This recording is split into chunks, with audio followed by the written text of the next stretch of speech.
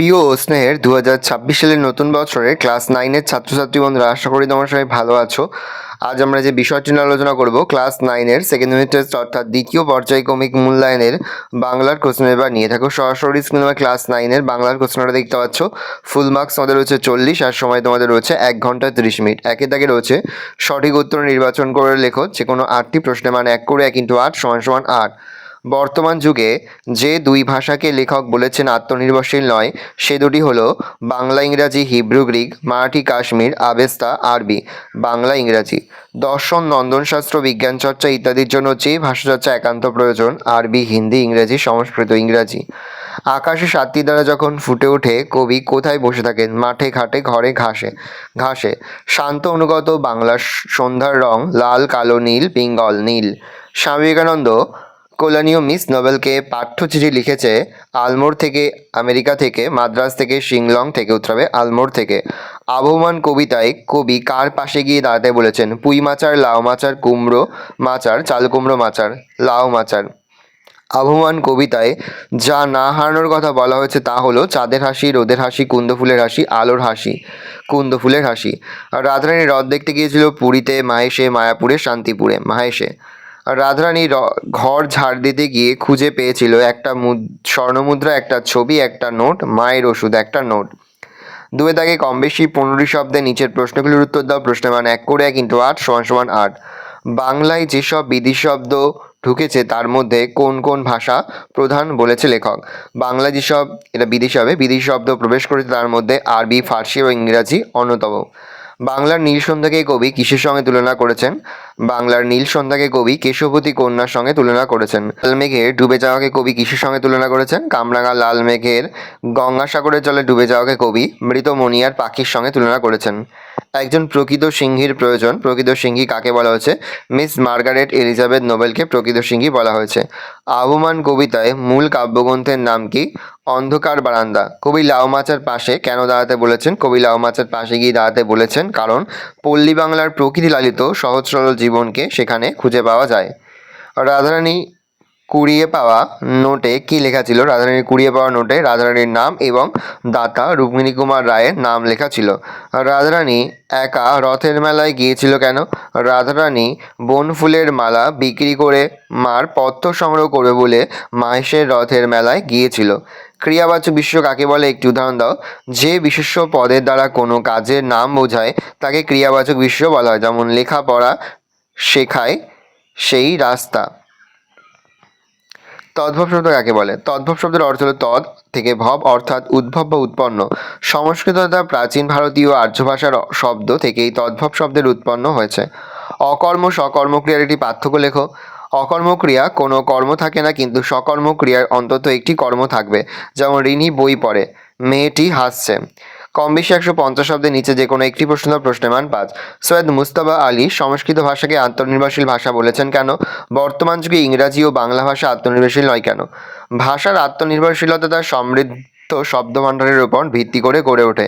লেখক মুজতবা আলী সংস্কৃত ভাষার এই সমৃদ্ধ শব্দভাণ্ডারকে লক্ষ্য করেছিলেন। কোনো নতুন চিন্তা, অনুভূতি বা বিষয়কে প্রকাশ করতে হলে সংস্কৃত ভাষাকে অন্য ভাষার শব্দভাণ্ডার থেকে শব্দ ধার করতে হয় না, কারণ সে তার নিজের শব্দভাণ্ডার থেকেই প্রয়োজনীয় শব্দ বা ধাতু পেয়ে যায়। তার মানে এও নয় যে সে বিদেশি শব্দ কখনো গ্রহণ করেনি। সামান্য যেটুকু গ্রহণ করেছে তাদের সংস্কৃত ভাষার পরনির্ভরশীলতা হয়ে পড়ার কোনো সম্ভাবনা থাকে না। তাই লেখক সংস্কৃত ভাষাকে আত্মনির্ভরশীল বলেছেন। যে ভাষার শব্দভাণ্ডার যথেষ্ট সমৃদ্ধ এবং যে ভাষাকে প্রয়োজনে বা অপ্রয়োজনে অন্য ভাষার থেকে শব্দ ধার করতে হয় না, সেই ভাষাকেই আত্মনির্ভরশীল ভাষা বলে। লেখক লক্ষ্য করেছেন ইংরাজি ও বাংলা প্রয়োজনে বা অপ্রয়োজনে অন্য ভাষা থেকে শব্দ নিয়েছে এবং এখনও নিয়ে চলেছে। পাঠান মোগল যুগে আরবি ও ফার্সি ভাষা থেকে বহু শব্দ আইন, আদালত, খাজনার নতুন বিন্যাসের কারণে বাংলায় ঢুকেছে। পরবর্তীকালে প্রচুর ইংরেজি শব্দ ও ইংরাজি মাধ্যমে ভিন্ন ভাষার বহু শব্দ বাংলায় ঢুকে পড়েছে, যা এখনও ঢুকছে। বাংলা শব্দভাণ্ডার অন্য ভাষা থেকে শব্দ গ্রহণ করে নিজেকে সমৃদ্ধ করেছে। ইংরাজির ক্ষেত্রেও এমনটি ঘটেছে, তাই লেখকের এরকম মনে হয়েছে। স্বামী বিবেকানন্দ লিখিত পাঠ্যচিঠি বিষয়বস্তুর আলোচনা করো। লন্ডনে স্বামী বিবেকানন্দের সঙ্গে মিস নোবেল এর প্রথম সাক্ষাৎ হয়। স্বামীজি বক্তৃতায় তিনি অনুপ্রাণিত হয়। পরবর্তীকালে ইংরেজ ভক্ত মি স্টার্ডি চিঠি থেকে স্বামীজি জেনেছেন বা জানতে পারেন যে মিস নোবেল ভারতে এসে সব কিছু চাক্ষুষ দেখতে দৃঢ় সংকল্প। মিস মুলারের কাছে থেকে স্বামী বিবেকানন্দ বা স্বামীজি নোবেলের কার্যপ্রণালী সম্পর্কে জেনেছেন, কিন্তু ভারতের সামগ্রিক পরিবেশ ও পরিস্থিতি ইউরোপ থেকে আমেরিকা থেকে সম্পূর্ণ আলাদা। কুসংস্কার, অস্পৃশ্যতা, জাতিভেদ, ইংরেজ প্রভুর দাসত্ব আর প্রবল দারিদ্র্য প্রভৃতি এখানকার মানুষদের আষ্টে পৃষ্ঠে বেঁধে রেখেছে। এদেশের আবহাওয়া উষ্ণ প্রধান। এইসব জেনেও যদি মিস নোবেল ভারতের জন্য নিজেকে উৎসর্গ করতে চান, তাহলে সেখানে তার সামনে এক বিরাট ভবিষ্যৎ রয়েছে। বিশেষ করে ভারতীয় নারী সমাজ তার দ্বারা অসীম উপকৃত হতে পারে। তার মতো শিক্ষিতা, একনিষ্ঠ, পবিত্র, প্রেমময়ী, দৃঢ় চেতনা এবং সুপ্রাচীন কেল্টিক সভ্যতাজাত উন্নত চরিত্রের নারীকে এদেশে প্রয়োজন। এদেশে এসে স্বনির্ভর হয়ে তাকে কাজ করতে হবে। তার পাশে স্বামীজি আমরণ থাকবেন বলে প্রতিশ্রুতি দিয়েছেন। এই তথ্য মতামত জানিয়ে মিস নোবেলকে স্বামীজি সরাসরি চিঠি লিখেছেন। এছাড়া কয়েকজন ইউরোপীয় ব্যক্তির চরিত্র বিশ্লেষণ ও কর্মপদ্ধতি এই চিঠিতে আলোচনা করেছেন লেখক।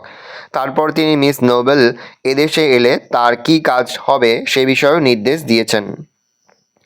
নেক্সট দেখা রয়েছে 4 দাগে, কম বেশি 150 শব্দের নিচে যে কোনো একটি প্রশ্ন উত্তর, প্রশ্নের মান 5। প্রথম, কামরাঙা লাল মেঘ যেন মৃত মনিয়ার মতো।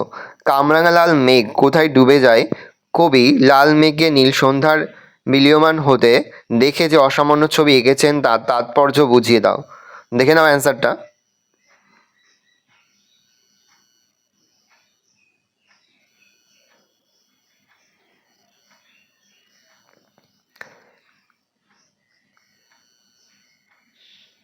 পরের প্রশ্ন, নেভে না তার যন্ত্রণা যে দুঃখ হয় না বাসি।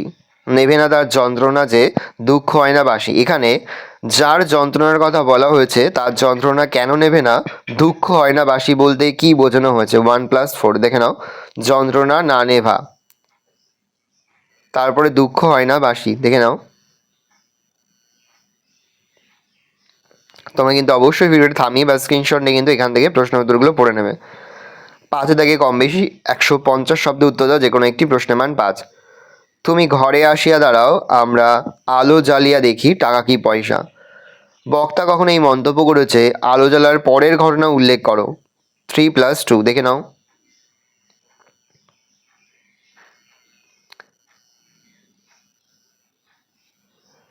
নেক্সট, আগে উত্তর, রাধারানী কাঁদিতে কাঁদিতে ফিরল।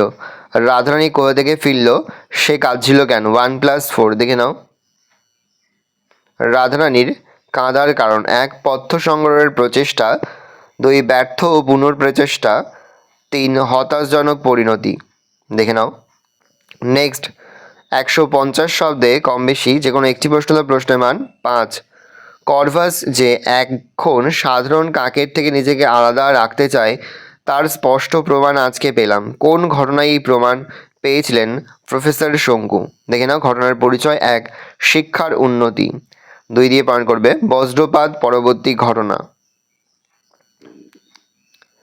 3, কর্ভাসের অনাগ্রহ প্রকাশ। নেক্সট, খাঁচা সমেত কর্ভাস উধাও। কর্ভাস কিভাবে উধাও হয়ে গিয়েছিল? দেখে নাও উত্তরটা।